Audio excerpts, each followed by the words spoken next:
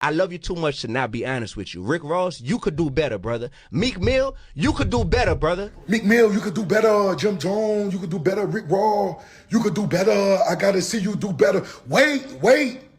Little man, whoever you is, until you feed the kids where you from for 20 years straight. Don't question Rose. Wait.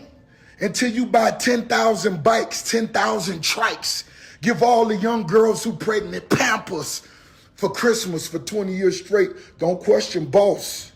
You heard me, little man? Get that basket off your head so you could think clear, little man. You going viral for speaking on niggas' names now. I don't like to hear people mention my name, especially when you don't know me. Because that's very touchy. Yeah. You gotta watch whose names you mentioning out here. You heard? Yeah. Because my little cousin might not like how you mention my name. You heard? And then he might want to slap a dread out your head just because he don't understand that you using my name for fame and he don't understand that. He with the bullshit, you heard? When you see me, keep your hand down, you heard? Where you from, New Orleans? These boys saying, speaking on their names. It's the funniest thing and the saddest thing I've seen this week. A bunch of rappers going at it. The good rapper versus the bad rapper, but at least the good rapper, Mr. D1, is authentic in himself and his name. The bad are the complete opposites.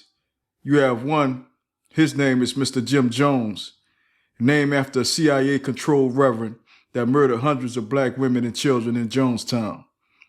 And the next you got the biggest,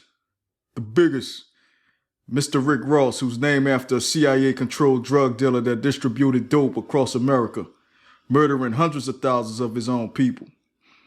And I want you brothers to notice the two themes that's associated with both Rick Ross and Jim Jones versus the fake Rick Ross and Jim Jones. One is CIA and FBI informant. The second is the murder of black people in hundreds of thousands. And that's what the brother D1 was getting at. Both Rick Ross and Jim Jones presents that same form of destruction to their own people. But it's used through music. And these niggas can run their mouth about how rich they are and the cars, the women, and the jewelry, but they achieved all that at the expense of their own people.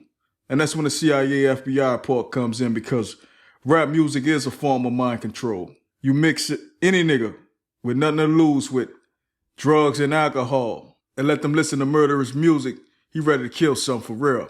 Prime example of that is the drill music in Chicago. Only difference is that those rappers were really in the streets. And the only reason they were signed to record labels was that there was killers or associated killers that could rap. The record labels killed two birds with one stone with that one. They made revenue off the rapper whether he was dead or alive, and more black men or black niggas getting killed or going to prison. It's all politics. And where that's politics, that's government agencies. FBI and CIA to be specific. And the music industry is full of FBI informants, from executives all the way down to the current rappers. In a day game, your average rapper is nothing but a character. They claim they bosses, but they're told what to rap about. He opened doors for me to be on stages like this, because before I wasn't on stages like this. I was on rap stages rapping about, violence and guns. That we get paid to rap about that stuff. They actually pay us more when we rap about more ignorant stuff, so I make sure I even a line and come on, talk on stages like this. But you guys, the NAACP, open up doors. That's from the horse's mouth. Pastor Meek even said it himself that the record labels tell him what to promote. Murder, drug uses, scamming. And if they don't rap about it, they don't get the riches and the fame. And they're going to be replaced. As the great Nas once said, man, you once was my brother, but you traded your soul for riches.